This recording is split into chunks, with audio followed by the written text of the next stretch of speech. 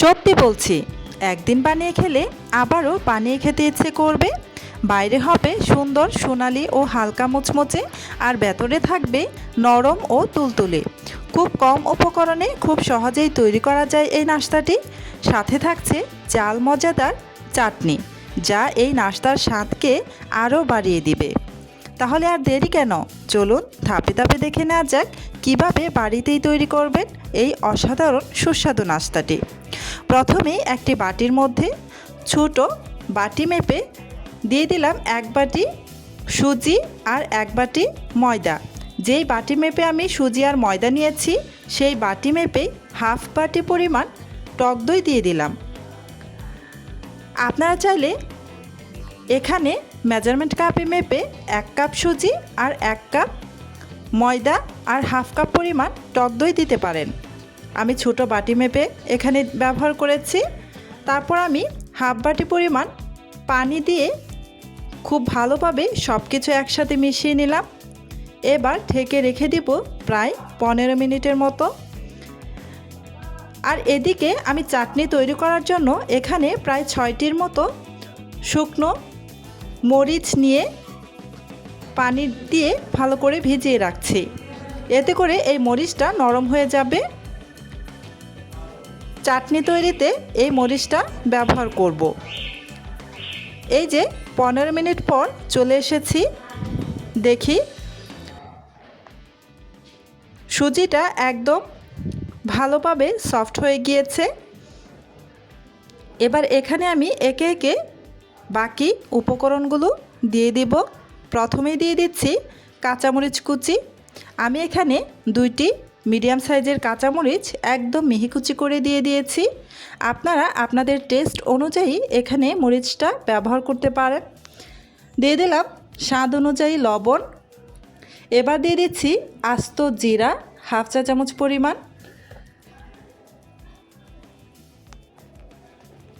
দিয়ে দিচ্ছি চিনি হাফ টেবিল চামচ পরিমাণ। এবার দিয়ে দিচ্ছি বেকিং পাউডার এখন পর্যন্ত যারা যারা আমার ভিডিওটা দেখতেছেন, প্লিজ আমার ভিডিওতে একটা লাইক দিয়ে দিবেন। আর আমার চ্যানেলটি যদি আগে থেকেই সাবস্ক্রাইব করে দেওয়া না থাকে, প্লিজ আমার চ্যানেলটি সাবস্ক্রাইব করে পাশে থাকা বেল আইকনটি অন করে রাখবেন। এই যে এবার এখানে দিয়ে দিচ্ছি 2 টেবিল চামচ পরিমাণ তেল। আরও একটা উপকরণ আমার দিতে হবে, সেটা হচ্ছে আলু। এখানে আমি আগে থেকেই 2টি মিডিয়াম সাইজের আলু সিদ্ধ করে তারপর খোসা ছাড়িয়ে রেখেছিলাম। এবার আমি একটি কাঁটা চামচের সাহায্যে আলুগুলোকে খুব ভালো করে ম্যাশ করে নিচ্ছি। কাঁটা চামচের সাহায্যে যদি আলুটা ম্যাশ করেন তাহলে কিন্তু একদমই লাঞ্চ থাকে না, একদম মিহি হয়ে যায়। আলুটা ম্যাশ করে তারপর এই যে এখানে যোগ করে দিলাম। আলু অবশ্যই ভালো করে ম্যাশ করে নেবেন যাতে এখানে লাঞ্চ না থাকে। এবার এই সমস্ত কিছু একসাথে ভালো করে মেখে নিব।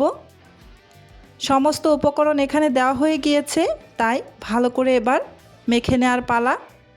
এই নাস্তাটা একবার যদি তৈরি করে খান, আশা রাখছি আপনারা দ্বিতীয়বার আবারও ট্রাই করবেন, কারণ এই রেসিপিটা খুবই সুস্বাদু।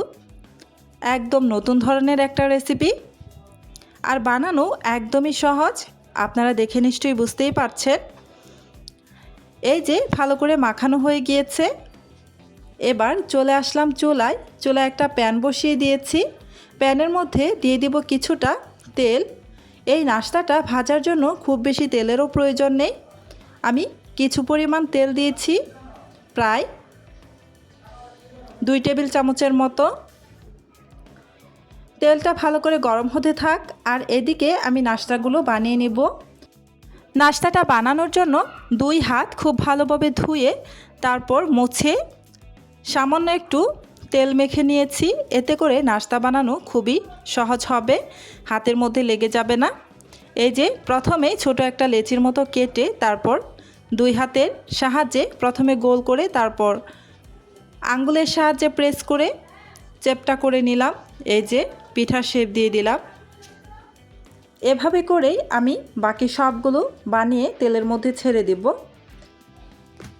একদমই বানানো খুবই সহজ।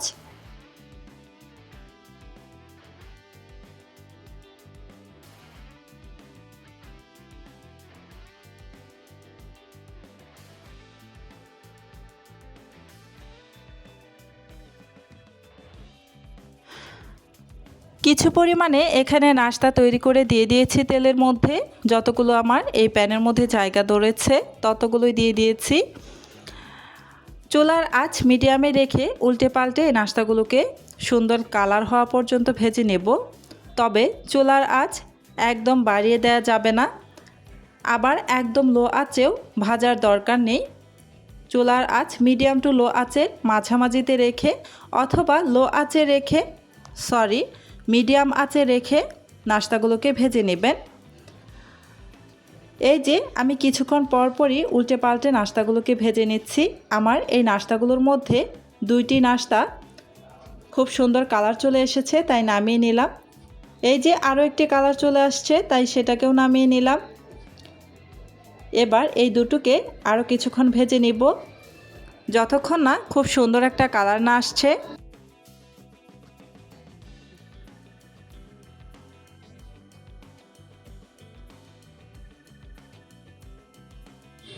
এই তো বাকি দুটো খুব সুন্দর কালার চলে এসেছে, তাই এই দুটোকেও নামিয়ে নিচ্ছি।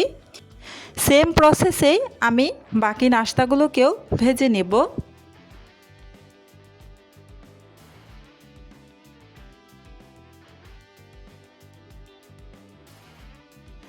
এই তো সবগুলো নাস্তা আমি ভেজে নিয়েছি, দেখতেই পাচ্ছেন কতটা সুন্দর হয়েছে আর দেখতে কত লোভনীয় লাগছে।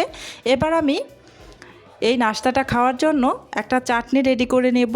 সেই জন্য এই যে আগেই যে আমি 6টি শুকনো মরিচ পানিতে ভিজিয়ে রেখেছিলাম, সেই মরিচের বোটাগুলো ফেলে একটি পাত্রের মধ্যে নিয়ে নিলাম। সাথে 2 কোয়া রসুন নিয়ে নিলাম। আমি এখানে বড় সাইজের 2 কোয়া রসুন নিয়েছি, আপনারা যদি ছোট সাইজের নেন তাহলে 4টি রসুনের কোয়া নেবেন। তারপর দিয়ে দিলাম 1/4 কাপ পরিমাণ ভাজা চীনা বাদাম আর 1 টেবিল চামচ তেল আর একটা ছোট সাইজের লেবুর অর্ধেক পরিমাণ লেবুর রস এখানে দিয়ে দিচ্ছি।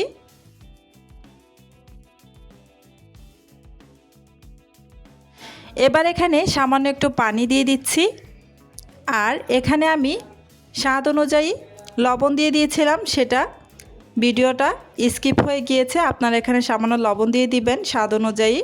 এবার এটাকে আমি ব্লেন্ডারে ব্লেন্ড করে নিয়েছি। এই যে দেখতে পাচ্ছেন কতটা সুন্দর হয়েছে চাটনিটা। আশা করি আজকের নতুন নাস্তার রেসিপিটি আপনাদের ভালো লেগেছে। একবার অবশ্যই বাসায় বানিয়ে দেখবেন, ইনশাআল্লাহ খেতে এতটাই মজাদার লাগবে যে বারবার বানাতে ইচ্ছে করবে। যদি ভিডিওটি ভালো লেগে থাকে তাহলে একটি লাইক দিয়ে আপনার মতামত কমেন্টে জানাবেন। আর এমন সহজ সুস্বাদু ও নতুন নতুন রেসিপি সবার আগে পেতে আমার চ্যানেলটি সাবস্ক্রাইব করে পাশে থাকা বেল আইকনটি অন করে রাখুন। সবাই ভালো থাকবেন, সুস্থ থাকবেন। আল্লাহ হাফেজ।